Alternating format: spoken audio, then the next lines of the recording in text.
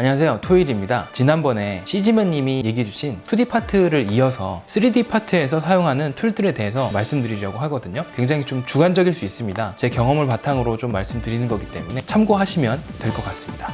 먼저 3D 아티스트에 대해서 말씀드리자면 모델러, 애니메이터, 라이팅, 쉐이딩, 룩 디벨롭, 렌더링, FX, 매치 무버 8가지 이 정도로 나눌 수 있고요. 2D도 같이 하는 모션 그래퍼가 또 있을 수 있죠. 일단 모델러는 마야나 맥스를 굉장히 많이 사용합니다. 그리고 블렌더와 같은 프로그램을 사용하긴 하는데 크게 많이 쓰이지는 않습니다. 그래서 참고하시면 될 것 같고요. 기본적인 기계나 메카닉 쪽으로는 마야나 맥스를 많이 쓰고 모델링 작업이 한계를 느낄 때는 지브러시나 머드박스 같은 스크럽팅 할 수 있는 모델링 툴을 쓰게 됩니다. 지브러시나 머드박스 같은 경우는 직접 내가 붓으로 그림을 그리듯이 모델링을 할 수 있는 장점이 있고요. 그래서 이런 툴들은 괴물이나 유기체들을 만드는데 굉장히 유리한 특성이 있습니다. 그 다음으로는 애니메이터가 있습니다. 여러 가지 툴들이 있겠지만 주로 쓰는 툴은 맥스와 마야를 많이 쓰게 됩니다. 그래서 마야 같은 경우는 국내에서는 주로 영화나 드라마 쪽에서 많이 쓰고요. 맥스 같은 경우는 게임이나 광고 이런 쪽에서도 많이 쓰고요. C4D도 쓰기도 하죠. 그런데 이 애니메이터 같은 경우는 그냥 애니메이션만 작업하지 않고 리깅이라고 하는 뼈대를 씹는 작업도 할 수 있어야 합니다. 그렇게 해야 기본적인 애니메이션을 할 수 있는 작업자라고 볼 수 있는 거죠. 그 다음은 라이팅, 쉐이딩, 그리고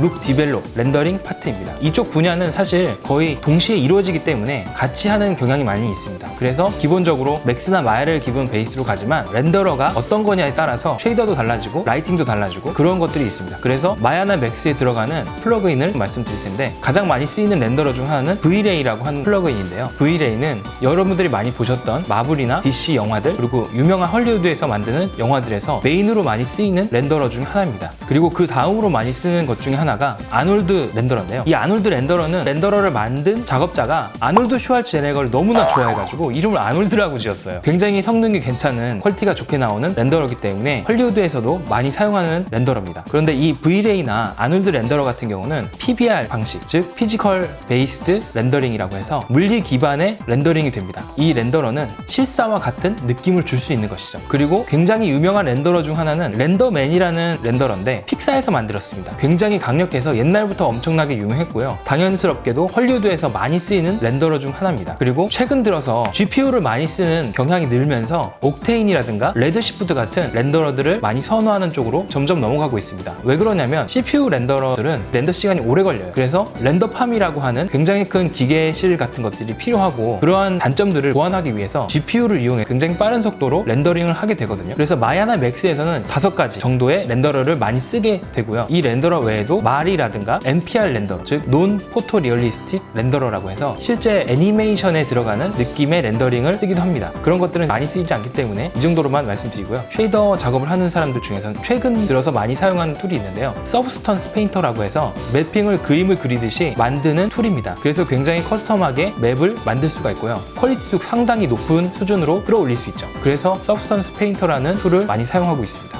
다음은 FX 파트인데요. FX 파트 같은 경우는 위에서 말씀드렸던 맥스나 마야를 기반으로 해서 플러그인들을 많이 쓰게 됩니다. 그리고 FX에서 굉장히 끝판왕이라고 불리는 후디니 같은 경우가 있죠. FX 파트의 거의 모든 부분을 자체 프로그램에서 할 수 있습니다. 단점이 하나 있는데요. 배우는데 굉장히 어려운 편에 속하고 노드 방식이라서 초반에 어려움을 겪으실 수 있습니다. 그래서 다른 툴들을 경험하다가 후디니로 넘어가시는 경우가 굉장히 많은 편이고요. 그리고 후디니를 하게 되면 프로그래밍 언어도 어느 정도 사용하시는 게 좋습니다. 그럼 일단 맥스나 마야에서 사용하는 FX 플러그인을 한번 말씀드려볼게요.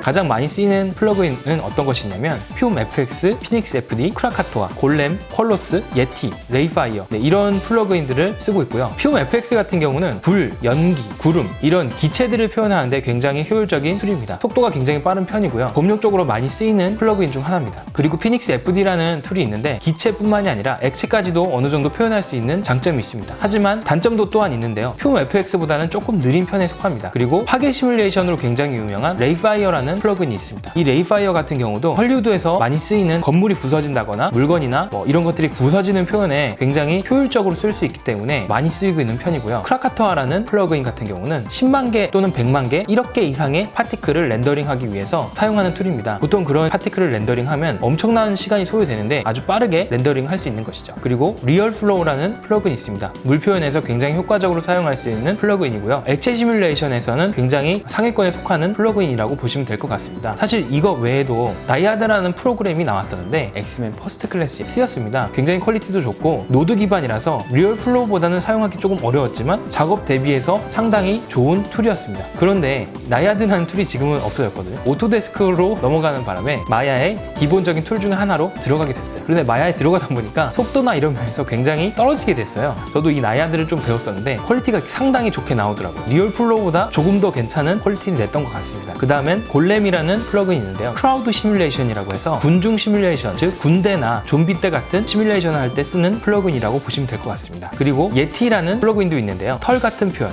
짐승의 털이나 괴물의 털들을 표현할 때 이 예티라는 플러그인을 사용하고요. 이 예티 말고 다양한 털 표현 플러그인들이 많이 있습니다. 하지만은 대표적으로 이 예티를 좀 말씀드린 거고요. 그리고 클로스 시뮬레이션 중 하나인 콜로스라는 게 있습니다. 이 콜로스라는 플러그인은 사실 국내에서 개발했어요. FX 기어라는 스튜디오에서 개발을 했는데 워낙 성능이 좋아서 드림웍스에서 만든 슈렉에서도 사용되고 그 이후에도 디즈니에서 굉장히 많이 사용한 플러그인 중 하나입니다. 근데 왜 굳이 기본 탑재된 클로스 툴을 쓰지 않고 콜로스 같은 플러그인을 사용하느냐 그렇게 묻는다면 굉장히 속도가 빠른 편이에요. 복잡한 옷 같은 표현도 아주 빠르게 시뮬레이션을 할 수 있고 훨씬 효율적으로 사용할 수 있기 때문에 이런 플러그인들을 사용하는 것이죠. 그리고 관련해서 마블러스 디자이너라는 툴도 있습니다. 마블러스 디자이너라는 프로그램이 있는데 사실 디자인하는 사람들에 의해서 처음엔 개발이 됐는데 워낙 성능이 좋고 속도가 빠르기 때문에 CG 작업자들도 많이 애용하는 프로그램이 됐습니다. 이것도 CLO라는 국내 회사에서 만든 프로그램이고요. 그 다음은 매치무버입니다. 촬영한 영상에서 카메라의 위치를 가상으로 알아내는 작업을 뜻하는데요. 그 작업에서 쓰이는 툴들이 있습니다. PF트랙이나 부주, 누크 같은 프로그램들이 있고요. PF트랙 같은 경우는 굉장히 쉽게 노드 방식으로 접근해서 사용할 수 있는 툴입니다. 더 픽셀팜이라는 회사에서 만들었고요. 부주 같은 경우는 비콘이라는 회사에서 만들었습니다. 누크는 다들 잘 아시는 것처럼 파운더리라는 회사에서 만들었고요. 프로그램마다 조금씩 그 알고리즘이 다르기 때문에 어떤 씬을 트래킹하냐에 따라서 좀 다른 프로그램을 썼을 때는 될 때도 있고 안 될 때도 있고 뭐 그런 경향이 있습니다.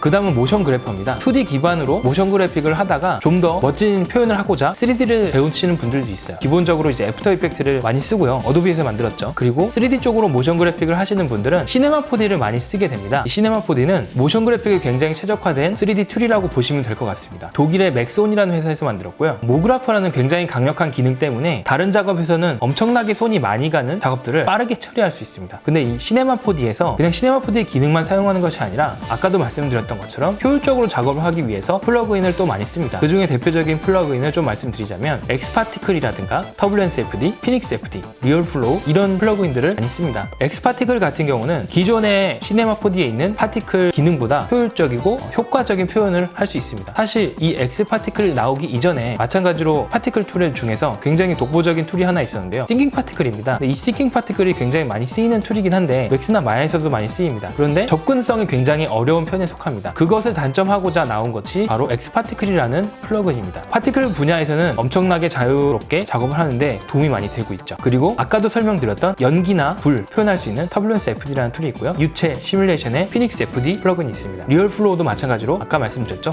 액체 시뮬레이션에 특화된 플러그인이라고 보시면 될 것 같습니다. 어떤 분들은 맥스나 마야를 사용하시기도 합니다. 오토데스크에서 만든 제품군들이 사실 3D에서는 많이 사용되고 있는 편이고요. 2D에서는 어도비가 잡고 있다면 3D에서는 거의 오토데스크가 잡고 있지 않나 그런 생각을 해봅니다. 이렇게 해서 3D 파트에 대해서 간략하게 설명을 드렸고요. 그러면 이걸 다 해야 되나요? 라고 물어보면 아니라고 좀 말씀드리면 될 것 같아요. 내가 잘하는 툴이 있으면 그것을 어느 정도 마스터하고 내 표현상의 한계가 느껴진다. 그럴 때는 또 다른 툴을 조금씩 공부해 보시는 게 좋을 것 같습니다. 그래서 한 번에 너무 많은 욕심을 부려서 다양하게 하시기보다는 차근차근 배우시는 게 가장 좋은 길이라고 생각이 됩니다. 그럼 여기까지 해서 마치도록 하겠습니다. 질작. 기침나요. 말만 하면 기침나요.